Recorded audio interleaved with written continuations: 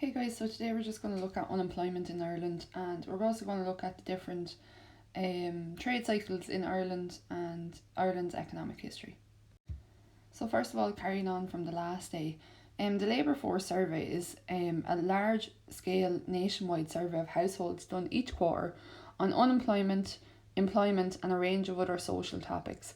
So they actually recently done a survey on COVID and how people are affected by COVID.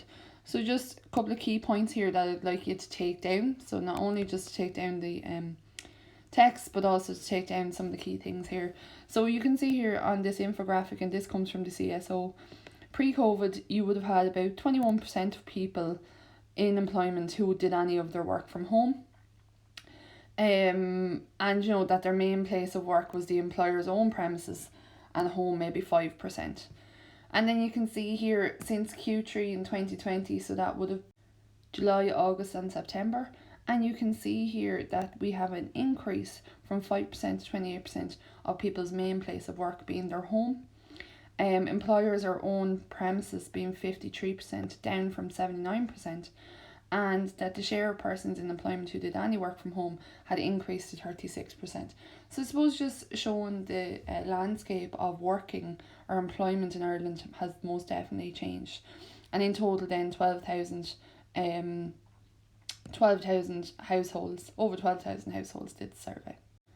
So just because I suppose it's something that has been made aware to me in the last number of years when I'm teaching, that a lot of students don't really understand how the economy has changed throughout Ireland and how key moments in history has actually shaped the landscape. So the first one I'm going to start off with, and we're going really far back now, is the Great Famine.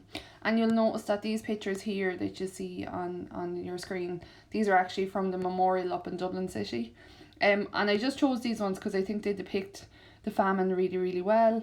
You can see, like, if you look at this picture, how gaunt the people are. They're carrying everything that they can carry. You see a guy here at the back carrying the child. The child is probably dead, or very ill, and that really kind of depicts how, and these people would have been moving towards workhouses.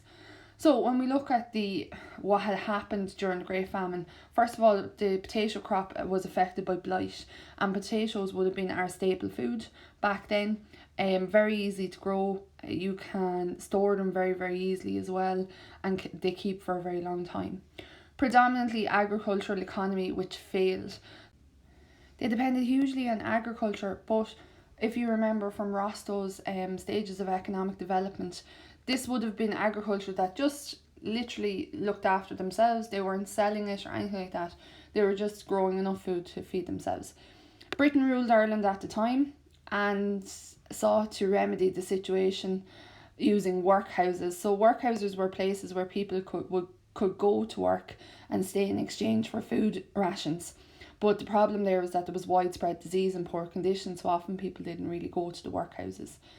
You would have very low levels of unemployment at the time as well. And what you would have seen is that a lot of people would have been just working the land, and the land itself, so the land in Ireland, would have been owned by British landlords. In terms of the economic effect, I think I've mentioned this to you before.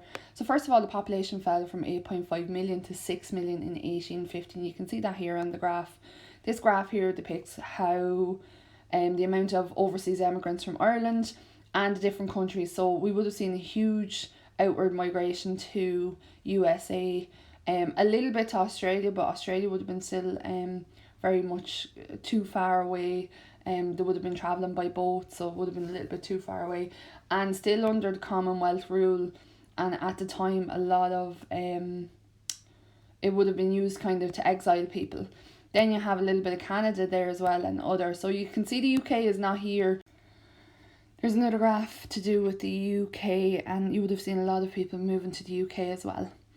So emigration can be considered a strong feature of the Irish people, and that has been throughout our whole history. 1.5 million people emigrated to Britain and North America initially, with possibly another million people in the years following the Great Famine. Overall, they reckon the famine killed about 1 million people, or just over 1 million people, but that our population actually changed mainly because of emigration. Okay, So then just moving on much further on. So the economic crisis of 1950s and the birth of the Irish Republic. I have just put in a picture of Brooklyn here. This is one, it's a film that was on last year's Leaving Cert course. Some of you may have seen it. It's a really good film. It depicts basically this young girl who has to move to New York, and she, because there's nothing for her in Ireland, and it's just a really kind of good image of what 1950s Ireland was like. So the problems that we had, Ireland was no longer part of the British Commonwealth, which was seen as a good thing, but unemployment was very high at the time. There was an underdevelopment of industry, so we had very small industries like agriculture, industrial, in the textiles manufacturing industry, but it was completely underdeveloped. Poor terms of trade. So what our government had done at the time was they put high tariffs on imported goods to protect Irish jobs, but actually the downfall of this was that the high tariffs meant that we did not have the supply of goods that we wanted in the country because they were too expensive, and it actually had a negative effect on Irish jobs. With mass emigration of working population again to the likes of North America and the UK, and political unrest over the division of North and South of Ireland, which was ongoing for a number of years. So Sean Lemass at the time, who was Taoiseach, came up with a number of economic strategies, and they were, first of all, to reconstruct the agricultural industry and develop the peat industry. And the idea behind the peat industry, peat is obviously a fossil fuel, and he saw this as being able to be self-sufficient in fuel, which is a big thing for any country. Subsidised foreign companies to set up here, so that's the first time we've ever seen foreign direct investment being mentioned in economic strategy. He decided to aim to join the European Economic Community, which we did in 1973, which is now known as the EU. And then finally, Donna O'Malley came up with free second level education for all, which was going to have a huge impact on our working population and on attracting this foreign direct investment that we're talking about.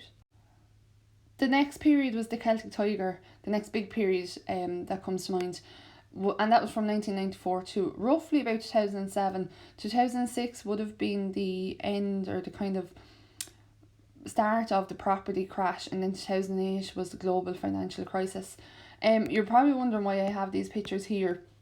This, first of all, is a pink Hummer. I put up on Twitter a feed where I asked people to post up pictures of what they remember of the Celtic Tiger. And one thing I suppose that everyone remembers is that the spending was ridiculous. So people spent money on ridiculous things. So an example here, this pink Hummer would have been something that people would have gotten to Debs, or they would have gotten to communions or confirmations. A whole family would fit in the back of this. Another thing that people spent their money on was luxury apartments abroad. So like these were Bulgarian apartments at the time. People bought apartments in Spain and Portugal, and the reason for them was that they would go out there during the summer. And then finally this one, which I thought was brilliant. This was like a shop that was in Dublin Airport, and it was called the Waters of the World, and there was loads of different types of water from different parts of the world. And actually one person on Twitter commented that he paid €50 for a bottle of water from Norway. So they were kind of the lucrative things that people were spending on. But why were they spending so much money? Well, first of all, focus on increasing foreign direct investment and export led to massive growth in Ireland, economic growth. Our corporation tax is the lowest in Europe at 12.5%, and it still is the lowest in Europe. That's a really important thing to note. It is the lowest in Europe still. We've seen a large increase in investment in the construction sector, an increase in net inward migration due to free movement of people between EU member states, and a shortage of supply and labour in some sectors. So then this was the first time where we would have seen a huge influx. So Irish people were staying here, and then we had an influx of people from Europe who were coming in to fill labour shortages in some jobs. An increase in the birth rate, so people were more confident to have more children and know that they were going to be able to afford them. An increase in well-educated workers in the workforce due to free third level education. So at the time you had free third level education, you still had to pay a kind of a registration fee with the college itself, a bit like you guys paying your voluntary contribution to school, but it was only about €700 or €800 compared to now you could pay €2,500 for your first year of college. Couple of things on economic figures. So unemployment was at 4.5%. Job seekers allowance was approximately $300 per week plus rent allowances. Some people were able to go on job seekers allowance and avail of rent allowances, and they were making in around €500 and €550 per week. So they didn't encourage a lot of people to work, even though we had full employment. And then wages had to increase to encourage those to work legally. So what happened was you would have had a lot of people who claimed job seekers allowance, got all of these different types of allowances, and then what they did was they worked on the black or the hidden economy, and they were making kind of more money than if they just completely worked legally. So finally, and that brings us up to what we have now, is the recession of 2008 to 2012. So demand for housing fell as supply continues to rise. We've seen this what's called a property bubble burst. You might see that in some articles about this recession. And I just have a picture over here. These are what we call a ghost estate, and it's where houses were built but because nobody wanted to buy them, they were just left there and left completely unfinished. So you can see that like they don't have footpaths, they don't have gardens. In some cases they had no windows, they might not have had doors, they might have been a complete shell, and they were left then to basically rot for a number of years because nobody was willing to buy them. And in some cases you would have had estates like these that the property developer wasn't able to pay for them, and then as a result went bankrupt and the government had to take over these estates. You've seen an increase in unemployment from 4.5 to 15% in 2012, and this was a huge feature. You would have seen people queuing up outside unemployment offices to sign on because they weren't able to secure a job. You would have seen increased pressure on infrastructure such as housing, schools and healthcare for two reasons. First of all, because we had an influx of inward net migration. So we had a lot of people living in Ireland when the recession occurred that were from other countries and were here because of free movement of labour. And they would have had children, they may have settled here, started families, they would have had children, so they would have had we would have had increased pressure on housing, school places for those children, healthcare for those people. And then the big problem was tax revenue had begun to fall because you had people who were no longer working and people were no longer buying goods or services, therefore they were not paying VAT.